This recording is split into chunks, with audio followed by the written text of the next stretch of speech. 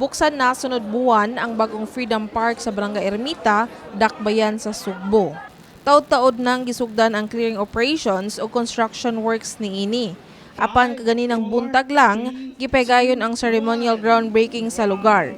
Nagitambungan nila Cebu City Mayor Michael Rama, pipila ka mga konsihal sa Dakbayan ug mga opisyales sa Megawide Construction Corporation ug Cebu to World Development Incorporated. Kinumduman nga gilagdaan sa gagamhanan sa Dakbayan ug sa maong kompanya ang joint venture agreement alang sa redevelopment sa Carbon District nga naglangkob sa Freedom Park. Niadtong Hulyo gisugdan ang paghawan sa maong dapit ug pagbalhin sa mga manindahay ngadto sa Carbon Interim Building.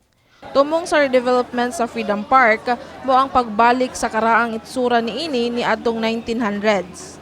Sa wala masayod sa kasaysayan niini, ang Freedom Park gitukod ni atong panahon pa sa mga Espanyol apan pag-abot sa mga Amerikano, gihimo nila kini nga Warwick Barracks aron papuy-an sa ilang mga sundalo. Una kining gitawag nga Post of Cebu o nagiilisan ngadto sa 2nd District Department of the Visayas natong April 19, 1900s. Human ang upat ka tuig, gihinganlan kini nga Camp Warwick isip pasidungog kang Captain Oliver Warwick.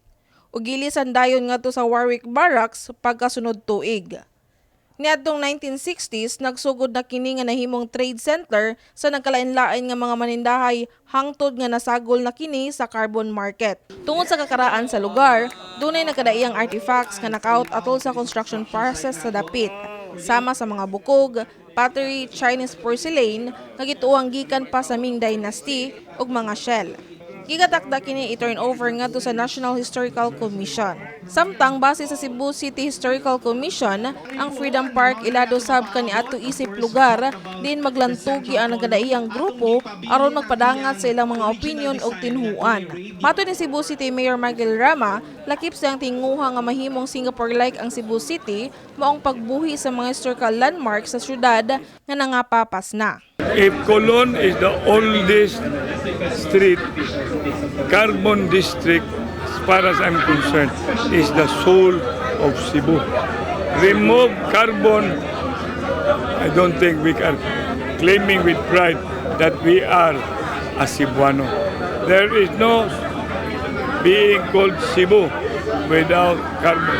Carbon is synonymous of Cebu.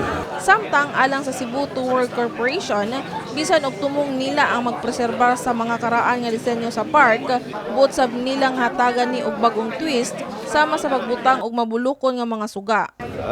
Ang bag-o na makita siguro would be naatay more lights sa obelisk.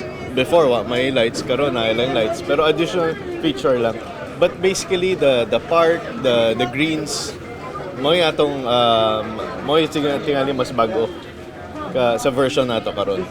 Gibanabana nga moabot ngadto sa 8.5 billion ang pondo nga gigahin sa Megawide alang sa development sa carbon, lakip na niini ang reconstruction sa Freedom Park, pagtukod sa Puso Village, Carbon Market Interim Building ug uban pa. All right, thank you so much. Kini si Shariza Mioy alang sa May TV Cebu.